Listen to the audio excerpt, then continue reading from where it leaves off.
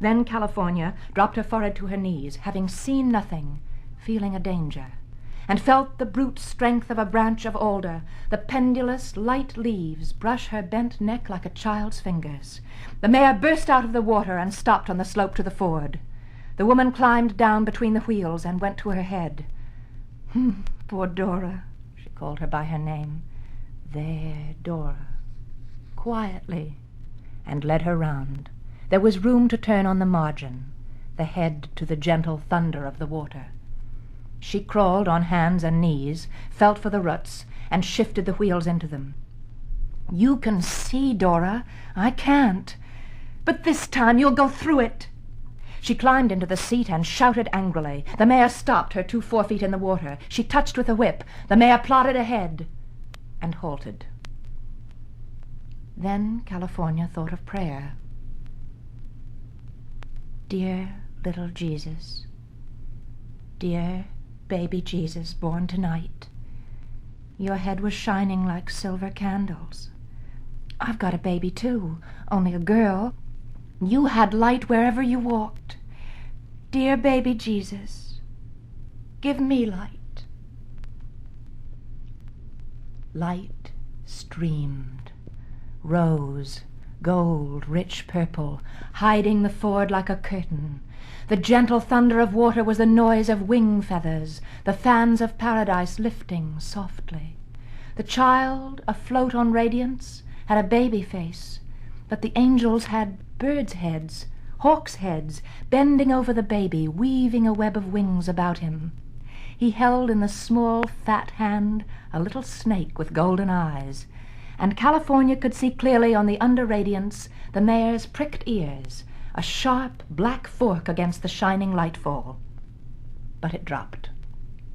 The light of heaven frightened poor Dora. She backed, swung up the water, and nearly oversetting the buggy, turned and scrambled backward. The iron wheel tires rang on boulders. Then California, weeping, climbed between the wheels. Her wet clothes and the toys packed under dragged her down with their weight. She stripped off cloak and dress and laid the baby's things in the buggy, brought Johnny's whiskey out from under the seat, wrapped all in the dress, bottles and toys, and tied them into a bundle that would sling over her back. She unharnessed the mare, hurting her fingers against the swollen straps and wet buckles. She tied the pack over her shoulders, the cords crossing her breasts, and mounted. She drew up her shift about her waist and knotted it, naked thighs clutching the sides of the mare, bare flesh to the wet withers, and caught the mane with her right hand, the looped-up bridle reins with the other. Dora, the baby gives you light. The blinding radiance hovered the ford. Sweet baby Jesus gives us light. Cataracts of light and Latin singing fell through the willows. The mare snorted and reared. The roar and thunder of the invisible water, the night shaking open like a flag shot with the flashes, the baby face hovering, the water beating over her shoes and stockings up to the bare thighs and over them like a beast lapping her belly, the wriggle and pitch of the mare swimming, the drift, the sucking water, the blinding light above and behind with not a gleam before in the throat of the darkness, the shock of the forehoofs striking bottom, the struggle and surging lift of the haunches. She felt the water streaming off her from the shoulders down, heard the great strain and sob of the mare's breathing, heard the horseshoes grind on gravel. When California came home, the dog at the door snuffed at her without barking. Christine and Johnny both were asleep. She did not sleep for hours, but kindled fire and knelt patiently over it, shaping and drying the dear-bought gifts for Christmas morning. She hated, she thought, the proud-necked Stallion. He'd lean the big twin masses of his breast on the rail, his red-brown eyes flashed the white crescents. She admired him then. She hated him for his uselessness, serving nothing but Johnny's vanity. Horses were too cheap to breed. She thought, if he could range in freedom, shaking the red roan mane for a flag on the bare hills. A man brought up a mare in April. Then California, though she wanted to watch, stayed with Christine indoors. When the child fretted, the mother told her once more about the miracle of the ford, her prayers to the little Jesus the Christmas Eve when she was bringing the gifts home, the appearance, the lights, the Latin singing, the thunder of wing feathers and water, the shining child, the cataracts of splendor down the darkness. "A little baby?" Christine asked. "The God is a baby?" "The child of God. That was his birthday. His mother is named Mary. We pray to her, too. God came to her. He was not the child of a man like you or me. God was his father. She was the Stallion's wife. What did I say? God's wife," she said with a cry, lifting Christine aside, pacing the planks of the floor.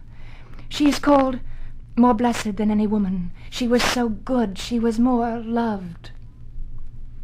"Did God live near her house?"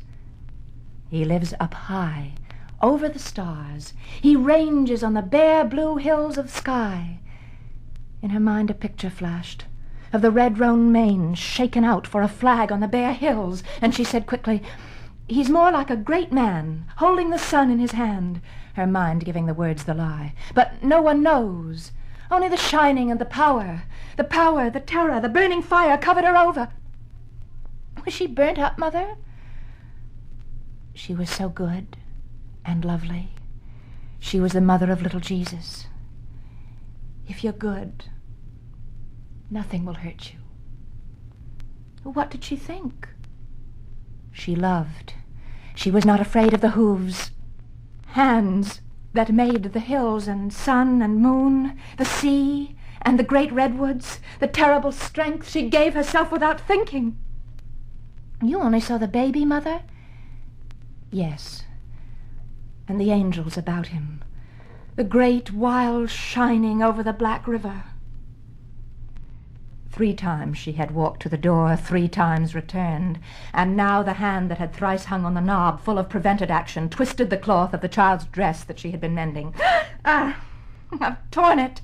She struck at the child, and then embraced her fiercely, the small, blonde, sickly body. Johnny came in, his face reddened as if he had stood near fire, his eyes triumphing. "Finished," he said, and looked with malice at California. "I go down with Jim Carrier. Owes me $5. 15 I charge him. He brought 10 in his pocket. There's grapes on the ranch. Maybe I take a barrel of red wine instead of money. Be back tomorrow. Tomorrow night I tell you—" "Hey, Jim," he laughed over his shoulder. "I say, tomorrow evening I show her how the red fellow act. The big one, when I come home." She answered nothing, but stood in front of the door, holding the little hand of her daughter in the path of sun between the redwoods, while Johnny tied the buckskin mare behind Carrier's buggy, and, bringing saddle and bridle, tossed them under the seat. Jim Carrier's mare, the bay, stood with dropped head and started slowly, the men laughing and shouting at her. Their voices could be heard down the steep road after the noise of the iron-hooped wheels died from the stone. Then one might hear the hush of the wind in the tall redwoods, the tinkle of the April brook deep in its hollow.